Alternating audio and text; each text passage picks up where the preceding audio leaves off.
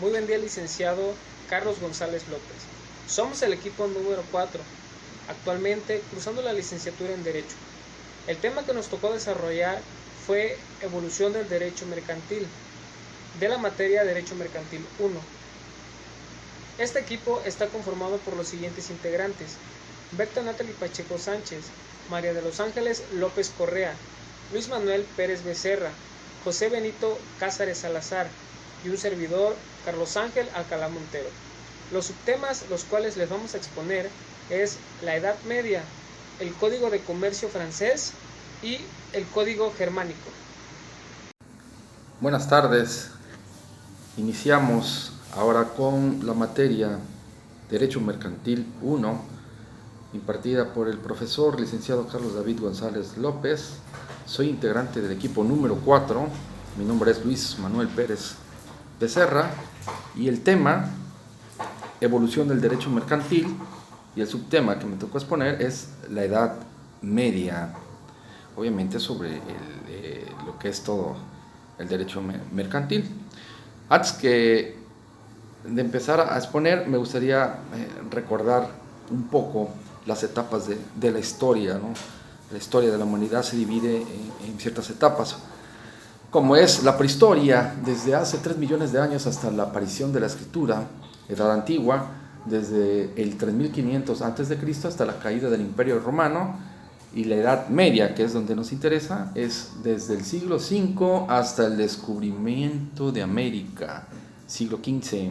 Edad Moderna, desde el siglo XV hasta la Revolución Francesa, siglo XVIII. Edad Contemporánea, desde el siglo XXI hasta nuestra actualidad.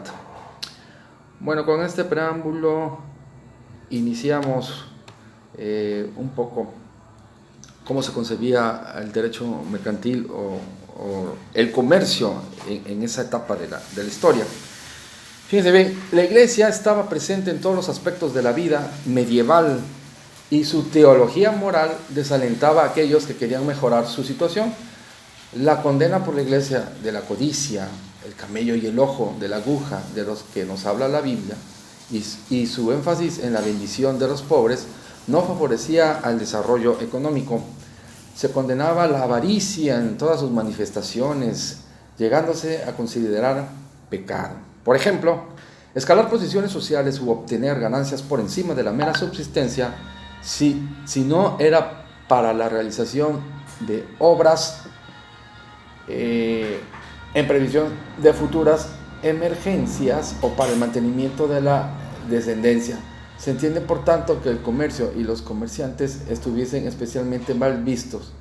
Se hacía un símil de los mercaderes expulsados del templo de los que habla la Biblia con la expulsión de los comerciantes del reino de los cielos. Pero por encima de todo se censuraba la usura, que se consideraba un pecado capital. La aplicación de la prohibición de la usura, y en concreto todo beneficio derivado del interés sobre los préstamos, supuso un importante obstáculo para el desarrollo. Pero por encima de todo se censuraba la usura, que se consideraba un pecado capital. La aplicación de la prohibición de la usura, y en concreto todo beneficio derivado del interés sobre los préstamos, supuso un importante obstáculo para el desarrollo del comercio por su íntima conexión con el crédito. En cambio de actitud no se manifestaba hasta el siglo XIV, cuando comienza a ser respetada la figura del gran comerciante adinerado, lo que vino precedido de una justificación del comercio que hasta este momento se consideraba como algo pecaminoso. Por otra parte, hasta mediados del siglo X, la utilización de monedas en la vida cotidiana era bastante escasa. Esto se debía, de un lado, a la falta de materiales preciosos y de otro a la posesión por parte de los señores feudales de la mayor parte de las monedas, por lo que la economía local funcionaba como una mezcla de autosuficiencia, trueque y algunos pagos en dinero. Pero es a partir de este siglo X cuando hubo una serie de circunstancias que transformaron la economía europea de una manera espectacular y se inicia un periodo denominado Revolución Comercial. Edad Media constituye la época en la cual se define el derecho mercantil como una ciencia jurídica autónoma.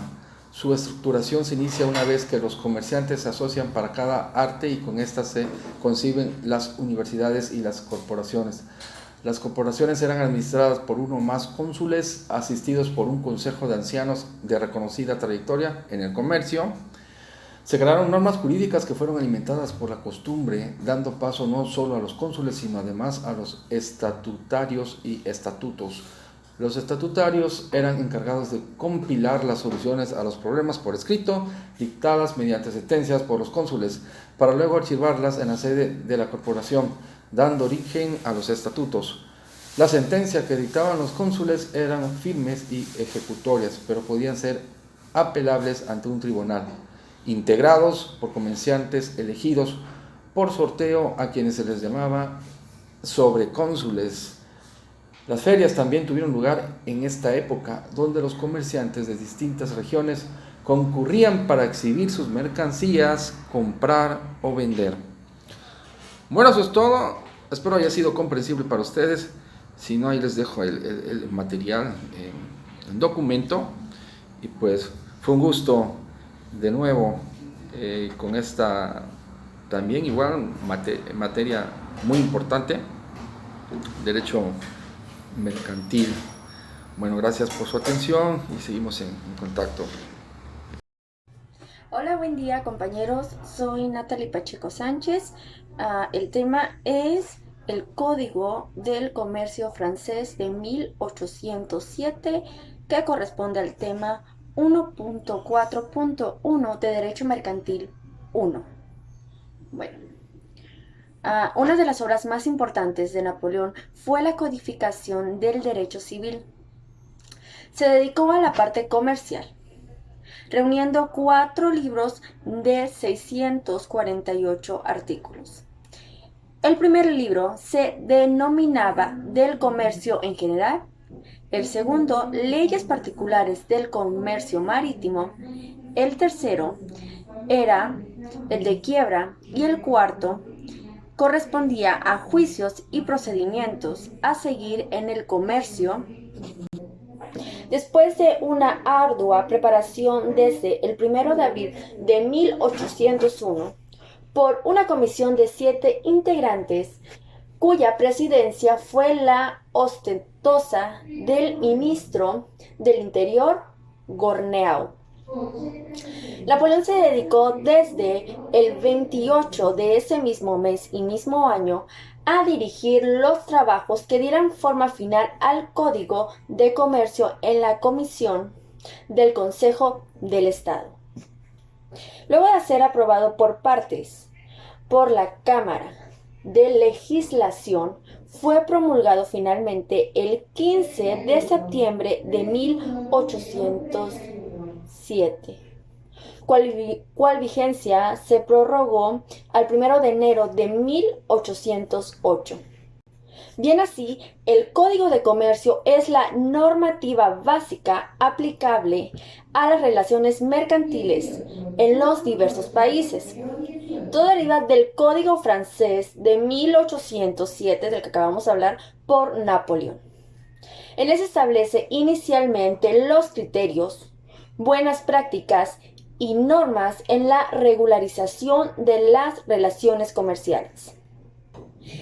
En general, el Código de Comercio regula todos los actos de comercio que son definidos como la compra de mercancía para revender, ya sea de cualquier naturaleza, como semi-elaboradas, elaboradas o solo para alquilar o rentabilizar. Este código interviene en los siguientes casos, que es el de empresas de carácter comercial o industrial, operaciones de cambio y compra-venta de mercancía y alquiler de estas. Con esto termino mi tema y le dejo la voz a mi siguiente compañero. Hasta luego. Hola, buenas tardes.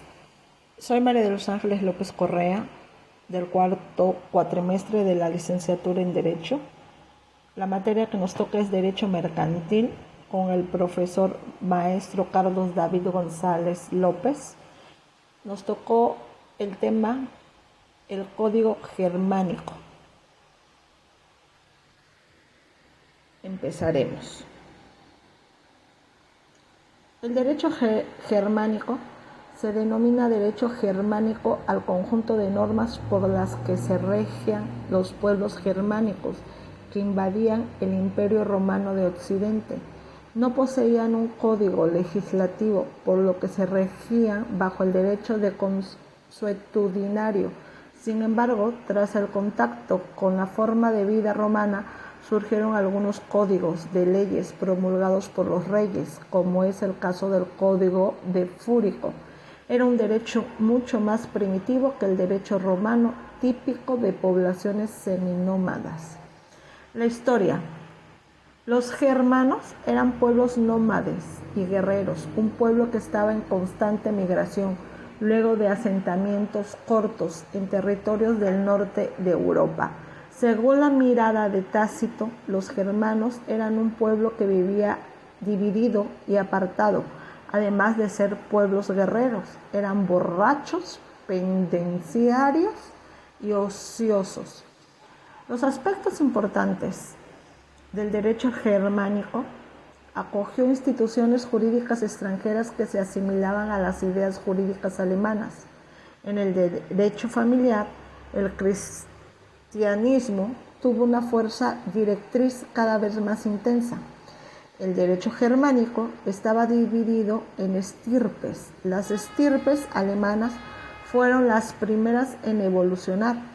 Disminuye el poder del estirpe a causa de la Iglesia, establece impedimentos matrimoniales.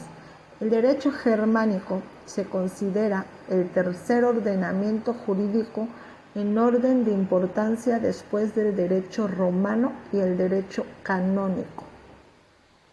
Las legislaciones germanas se clasifican en tres grupos. En el grupo franco sobresalen las lex sálicas y las lex ripuarias. En el grupo suevo sobresalen la lex alamanorum de los alamanos y la